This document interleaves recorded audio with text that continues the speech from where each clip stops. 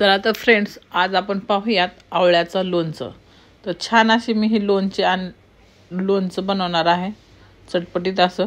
तर त्यासाठी मोठे मोठे 1 किलो आवळे घेतलेले मी स्वच्छ धुवून घ्या, कॉटनच्या कपड्याने पुसून घ्या आणि हे अशा प्रकारे वाळल्यानंतर काप करून घ्यायचे। आवळ्याला आधीच सर असते, म्हणजे त्या प्रकारे आपण आवळे कट करू शकतो। तर हे अशा प्रकारे मी आवळे कट करून घेते आहे। एकदम ताजे असल्यामुळे हे रसदार आवळे आहेत।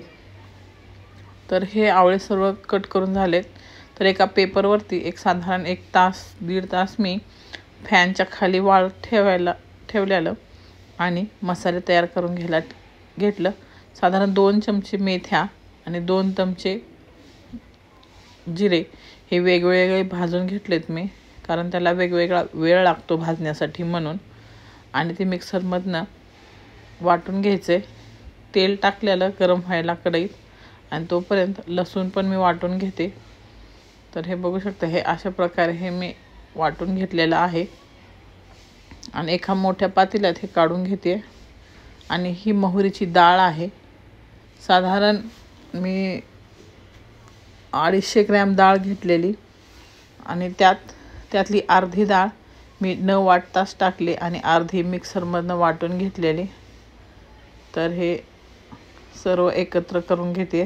लाल तिखट साधारण 50 ग्रॅम आहे, तुम्हाला चवीनुसार जेवढं लागेल तेवढं घ्या।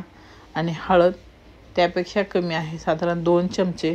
आणि चवीनुसार मीठ घ्या, मीठ थोडंसं जास्तच टाका म्हणजे लोणचं खराब होणार नाही। तर तेल गरम झाले, त्यात मी मेथ्या, लवंगा आणि मिरे टाकलेले आणि गॅस बंद करून मी लसूण टाकलेला। तर हा तेल गरम असल्यामुळं लसूण आपसुकच तळला जातो। आणि हे जे मसाले आहेत ते मिक्स करून घ्यायचे, एकजीव करून घ्यायचे।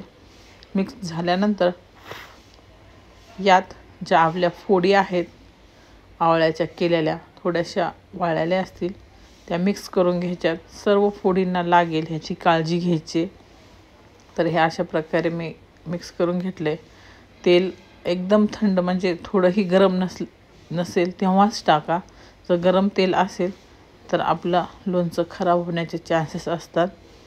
तर ह्या प्रकारे मी हे तेल टाकून घेतले आणि ह्यालाही छान मिक्स करून घ्यायचे। तेल थोडंसं कमी पडलं असं वाटेल तुम्हाला, पण नंतर हळूहळू त्याला तेल सुटायला सुरुवात होतं।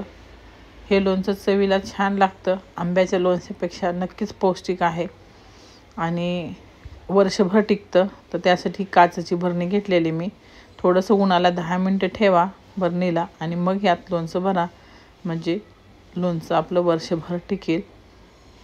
आणि पुन्हा एकदा मी 1-2 तास पातेल्यात ठेवलेलं, पुन्हा एकदा मिक्स करून मी पुन्हा लोणचं भरून घेते आणि खाण्यासाठी एक छोट्याशा वेगळ्या डब्यामध्ये काढून घ्या, जेणेकरून आपला हात लागणार नाही आणि लोणचं खराब होणार नाही। तर अशाच व्हिडिओ पाहण्यासाठी माझ्या चॅनलला सबस्क्राईब करायला विसरू नका।